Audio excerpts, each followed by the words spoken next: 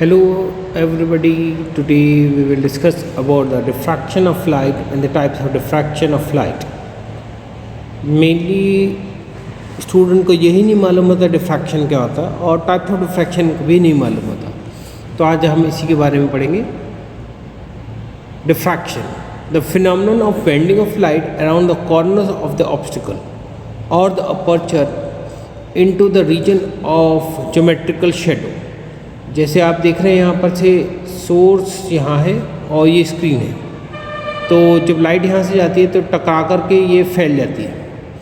या लाइट हो और आई कैन से एज यहाँ पर आपका क्या है, सोर्स ऑफ लाइट है, यहाँ अपर्चर है, यहाँ से बीच में से लाइट जाती है और इधर ना जाकर के थोड़ी और इधर उधर शिफ्ट हो जाती है, यानी रेड कलर से कहा इधर और इधर शिफ्ट हो जाएगी. इसको डिफ्रैक्शन कहते हैं. यानी कि आप ये कह सकते हैं diffraction means the bending of light, यानी लाइट का बेंड होना जब कोई ऑब्स्टिकल्स या कोई अपर्चर से टकरा करके. और ये बहुत ज़्यादा अच्छे से तब नज़र आता है जो इस वेवलेंथ से आप देख रहे हैं और ऑब्स्टिकल भी ऐसा हो. एग्जाम्पल आप ऐसे देख सकते हैं, यहाँ कंसिडर अ स्मॉल बॉल, एक बॉल कंसिडर करी गई है, देखिए यहाँ पर जैसे ये कलर की, और आपकी जो हमारी है इस पर लाइट आप भेजेंगे तो लाइट इधर से भेजिए आपने, और टकराने के बाद लाइट जो है इट गेट स्कैटर्ड, मतलब आपकी डिफ्रैक्शन में हो रही है. एक यहाँ पे आ रही है, एक यहाँ आ रही है, बाकी जो है आपकी बेसिकली एक सेंटर पर आ रही है.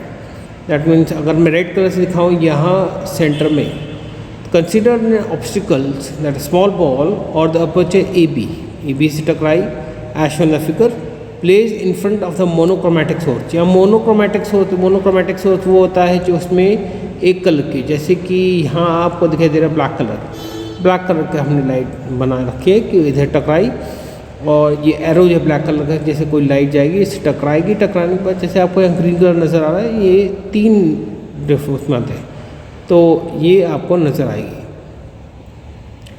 आप ये कह सकते हैं carefully observe of the geometrical shadow, observe that the intensity of the geometrical shadow on either side of the general illumination decreases.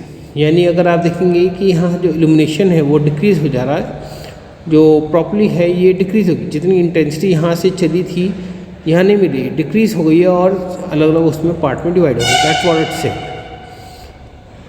This shows that the some amount of light present in geometrical shadow near the general illusion. This is due to the bending of light around the corner of the obstacle or the aperture. This phenomenon is known as the diffraction of light. इसे diffraction of light कहा जाता है. Diffraction of light is more pronounced, यानी कि ये बहुत ज़्यादा तब नज़र आता है जब ऑब्स्टिकल या अपर्चर जो है of same wavelength, same size का और जितने की wavelength of the light use करिए. ठीक है, तो प्रोनाउंस मतलब होता है कि बहुत ज़्यादा, जो यहाँ दिखा रखा प्रोनाउंस यानी कि बहुत ज़्यादा नज़र. For pronounced diffraction of wave the size of the obstacle aperture should be of order of the wavelength of the wave used. अब एक कॉन्सेप्चुअल क्वेश्चन भी कई बार आ जाता है कि भाई आप ये बता दें, name the phenomenon of light that cause the illumination bordered around the profile of the mountain. When can it be observed? मतलब कि एक माउंटेन है, माउंटेन के पीछे ये पूरा चमकता नज़र आता है ड्यूरिंग सनसेट या ड्यूरिंग सनराइज के टाइम. ये this is because of diffraction की वजह से आता है, क्योंकि और ये बहुत दूर जब माउंटेन होता है तब नज़र आता है, तो इसका कॉज जो है मेनली आपका डिफ्रैक्शन है. यही लिखा है, the luminous boundary, the profile of the mountain just before the sunrise is due to the diffraction of light and is observed by the observer is at a very large distance from the mountain. Types of diffraction दो तरीके होते हैं, Fresnel diffraction and Fraunhofer diffraction. अब ये Fresnel diffraction क्या है? Fresnel diffraction, this type of diffraction the source and the screen और both are at finite distance. ये यानी कि दोनों ही फाइनाइट डिस्टेंस पे होते हैं. स्क्रीन या फिर सोर्स। अब ये सोर्स और स्क्रीन क्या है, अगर आप देखें, मैं पिछले ऑब्जेक्ट में दिखाया भी था,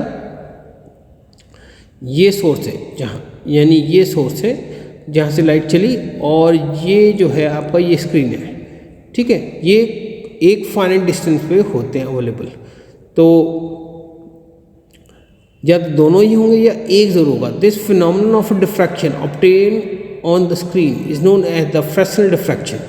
Fresnel diffraction is straight edge में आता है, स्मॉल अपर्चर डिस्क में नजर आता है। Narrow wire are the example of Fresnel diffraction. Example यहाँ दिखाई रखा है आपका फ्रेस्नेल डिफ्रैक्शन का, ये फ्रेस्नेल डिफ्रैक्शन का है, और ये जो है फ्रॉनहोफर डिफ्रैक्शन का। जरा फ्रॉनहोफर के बारे में पढ़े। Fraunhofer diffraction, in Fraunhofer diffraction the source and the screen are at infinite distance, ये इनफाइनाइट डिस्टेंस पर रहती हैं फ्रॉम द ऑब्स्टिकल। ऑब्स्टिकल जो है, जैसे यहाँ पर आपने देखा होगा, यहाँ पे ऑब्स्टिकल जो है, ये ऑब्स्टिकल जो है ये बहुत दूर रहता है, बहुत ज़्यादा दूर डिस्टेंस पे, ये और स्क्रीन का डिस्टेंस, इसके बीच का जो डिस्टेंस है ये बहुत ज़्यादा रहता है आपको फ्रॉनहोफर में, यानी इस वाले में। इसलिए हम क्या लगाते हैं, लेंस लगाते हैं जो इसे क्या करता है, कन्वर्ज करता है। मगर इसमें हमें ज़रूरत नहीं पड़ती, फ्रेस्नेल डिफ्रैक्शन में इसमें हमें कोई लेंस की ज़रूरत नहीं पड़ती, क्योंकि स्क्रीन पास होती है, यहाँ पे हमें मिल जाता है। तो यही हमें ध्यान रखना पड़ता है, ठीक है। Fraunhofer diffraction, the source and the screen are at infinite distance from the obstacle or the aperture, causing the diffraction of light.